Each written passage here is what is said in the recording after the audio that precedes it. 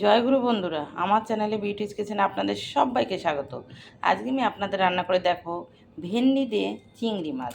এখানে দেখুন বন্ধুরা, আমি ভেন্ডি সুন্দর করে আগে ধুয়ে নিয়েছি।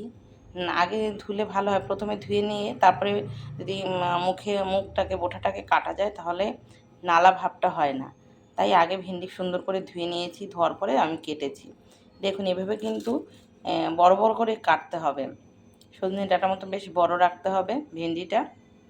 আর এখানে চিংড়ি মাছ আমি ভেজে রেখেছি।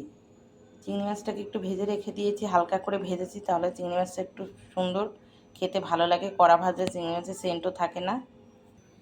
তো কড়া বসিয়ে দিয়েছি, কড়া গরম হয়ে গেছে, আমি তেল দিয়ে দেবো। অল্প তেল দিয়ে একটু ভেন্ডিটাকে নেড়ে চেড়ে আমি জল দিয়ে দেবো। আমি ভেন্ডি আবার ফোড়ন দেব, তাই অল্প তেল দিয়ে দিচ্ছি। তেল গরম হয়ে গেছে, আমি ভেন্ডি দিয়ে দেবো, কেটে ধুয়ে রাখা ভেন্ডি। আমি এই ভেন্ডিতে কোনো আলুও দেবো না, শুধু ভেন্ডিতে চিংড়ি মাছের তরকারি হবে।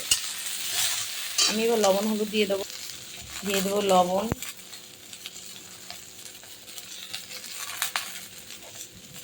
তার মতো লবণ দেবেন, লবণটা একটু কম থাকলে ভেন্ডিটা একটু মিষ্টি মিষ্টি লাগবে। দিয়ে দেবো হলুদ,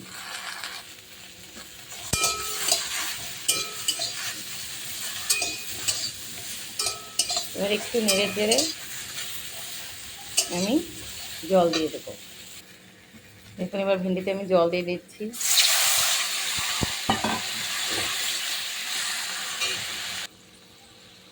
দিয়ে দিয়েছি। ভেন্ডি সিদ্ধ হতে যে পরিমাণে একটু জল লাগবে, এটা কিন্তু খুব ঝোল হবে না। আমি এবার দিয়ে দেবো কাঁচা লঙ্কা চেরা। দেখুন কি সুন্দর তরকারি ফুটছে। এই যে কাঁচা লঙ্কা চেড়েছি, আমি কাঁচা লঙ্কাগুলো দিয়ে দিলাম। শুধু কাঁচা লঙ্কা হবে, এতে কোনো মশলা লাগবে না, প্লেন, একদম প্লেন চিংড়ি মাছ দিয়ে ভেন্ডির তরকারি। তরকারি হয়ে গেছে, এবার আমি নামিয়ে নেব। এই যে চিংড়ি মাছ, এই চিংড়ি মাছের ভিতরে নামাবো। তরকারি আমি কড়া বসিয়েছি, গরম হয়ে গেছে, এবার আমি তেল দিয়ে দেবো ফোড়নের জন্য। তেল দিয়ে দিয়েছি। আমি দিয়ে দেবো একটা শুকনো লঙ্কা, ছোটো ছোটো ছোটো তেজপাতা, একটু জিরে ফোড়ন দেব, একটু রাঁধুনি ফোড়ন দেব। আপনারা অনেকেই রাঁধুনি চেনেন না, জীবনের মতো রাঁধুনি। যে কোনো শাক পাতা এই প্লেন তরকারিতে রাঁধুনি ফোড়ন দেখবেন, খেতে কিন্তু ভীষণ ভালো লাগবে। খুব ভালো, রাঁধুনি খাওয়া কিন্তু খুবই ভালো। আমি এবার তরকারি দিয়ে দিচ্ছি ঢেলে। এটা কিন্তু একদম প্লেন তরকারি, কোনো জিরে বাটা, কোনো বাটা, কোনো মশলা কিছুই লাগে না ভেন্ডি এবং চিংড়ির তরকারিতে। এতে একটু আলু সিদ্ধ করে কেটেও দিতে পারেন, ভেন্ডি তাড়াতাড়ি হয়ে যায়। আলুটা হতে সময় লাগে, তার জন্য আলুটাকে একটু ভাতের বা জলে সিদ্ধ করে পিস পিস করে কেটে তারপরে তরকারি করলে ভালো লাগে। কিন্তু আমি আলু দেই না। মনে করে আপনার দাদা আলু খেতে চান, আপনার দাদা একদম,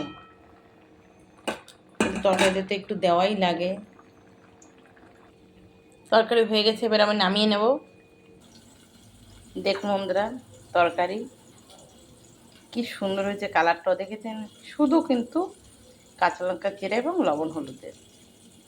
চিংড়ি মাছের যে কোনো তরকারি কিন্তু স্বাদ হয়।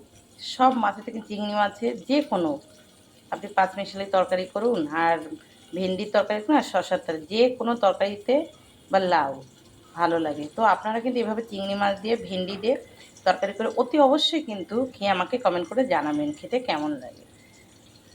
তো আমার এই রেসিপিটা যদি ভালো লেগে থাকে তাহলে please please please like share comment করতে কিন্তু ভুল করবেন না, আর সাবস্ক্রাইবটা করে দেবেন। জয় গুরু।